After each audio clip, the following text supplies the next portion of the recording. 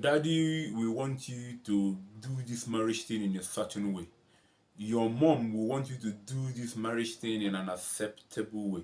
These two things are two different ways. He wants you to do it in a certain way, whereby look at how it is to be done, look at how it must be done, and look at how we must have to do it. Your mom wants you to do it in a way that no one will look at it and see it wrong. Look at how I need you to do it, regardless of how other people has done it. My child, my son, look at how you would do it. Your father most of the times would want you to look at your wife better than you look at him. He will want you to take care of your wife, your children better than you take care of him. Your mother at some point will want you to take care of her just like you are taking care of your wife. Your mother will at so many points would want you to look at her face more often, more than you look at the face of your wife. Let me explain that clearly right now unto you. Your father all the times of your life has not been more attached to you than your mom. It is rare in too many families. It is way too rare to see a father that is so attached, especially to his sons. It is rare. Yeah, no matter how you want to put it, it is way too rare, especially in Africa, because your dad is always out there working, not because he doesn't love you. He loves you. That's why he's working and bringing the money home, paying your school fees, paying your rent, and putting the food on your table. He loves you. But for the fact that love is not always expressed in monetary terms, because love has to have a kind of emotional attachment whereby the person is seen and the person sees you, and you guys might have to fight sometimes, make happy faces sometimes, pretend sometimes, and most of the times be genuine. So your dad is not always there making all of these things happen, but he's out there making sure that things are happening even while he's not there. But your mom has stayed with you all your life. Your mom has loved you as a second husband. Your mom has been there for you. She thought about you, thought of the food you will eat. She bore you in her tummy. She gave birth to you after the months that she gave birth to you. Your mom has always been there. She came to your school for visiting day. She came to your school for opening day. She came to your school for teachers day. She came to your school for mothering Sunday. She came to your school for literally everything. So she's now seeing you as her second husband, not just as her second husband. She's now seeing you as like, wow, this is my everything apart from the husband that I have. So the emotional attachment will hardly leave you after you've gotten married.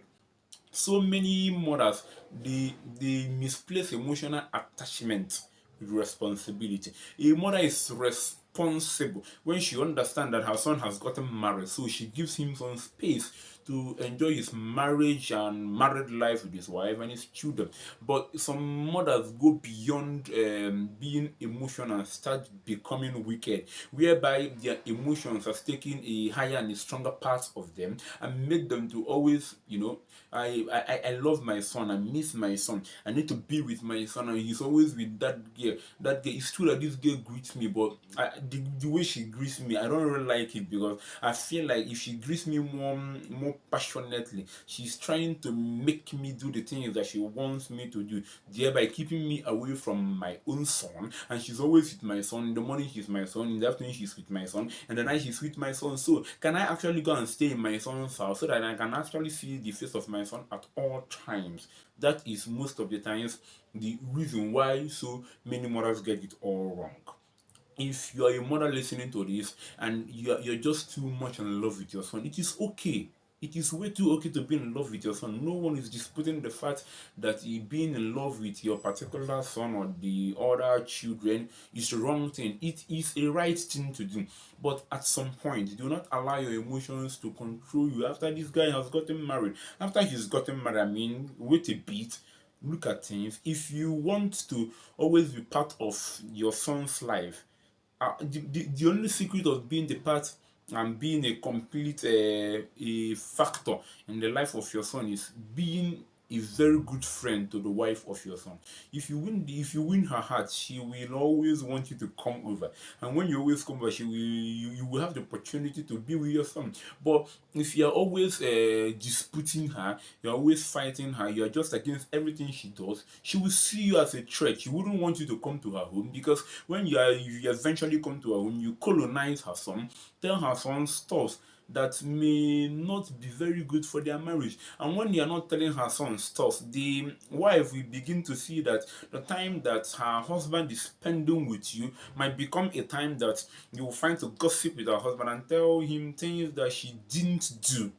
Every wife is in a place whereby she should be given an opportunity to be with her husband for how long that she matters or she wishes to stay with him. And everyone has the opportunity to be with their own son. But I would be very honest with you, if a mother will go through the line of understanding her responsibility as a mother and now as a mother-in-law, it will help her give her own child a happy marriage.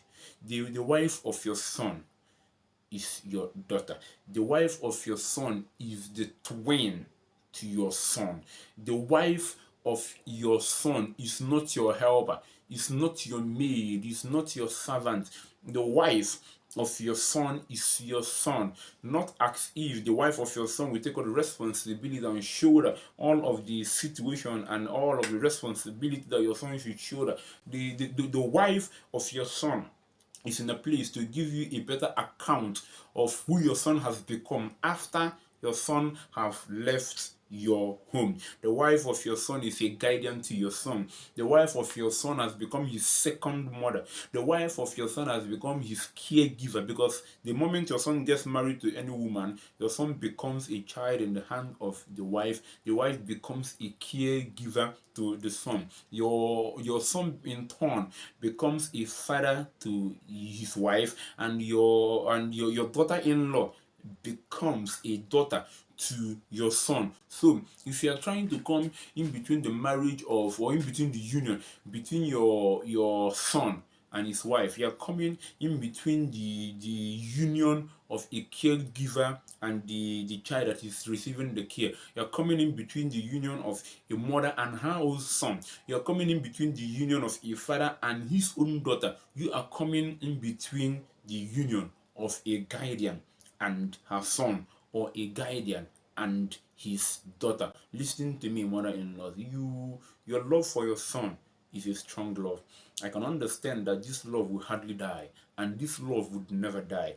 But if you really want to, like I said before, if you really want to be a part of your son's life for a very long time, even until the very end of your life in this world, you must have to learn to become a part of the life of the wife of your son, that is your daughter-in-law.